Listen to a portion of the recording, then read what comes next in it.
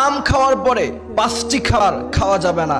আমের সিজন চলছে এখন আমার ভাইরা, বাজারের মধ্যে নতুন আম এসেছে, সবাই ঘরে আম নিয়ে যাবে এবং সবাই মজা করে। সিজনাল আম আপনারা খাবেন, আমরাও খাবো।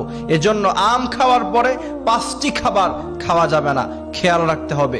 কারণ আল্লাহ সুবহানাহু ওয়া তাআলা বলছেন, ওয়ালা তুলকু বিআইদিকুম ইলাত তাহলুকা, এমন কাজ করো না যার কারণে তুমি নিজেকে নিজে ধ্বংসের দিকে ঠেলে দাও।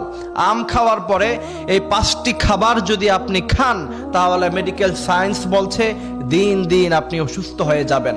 যেহেতু আমের সিজন চলছে, এজন্য আমি আপনাদেরকে ইনশিওর করতে চাই 5টি খাবার খাবেন না। আমাদেরকে এই 5টি বিষয় খেয়াল রাখতে হবে। আমি আবারও রিপিট করছি যে আম খাওয়ার পরে আমরা 5টি জিনিস খাবো না।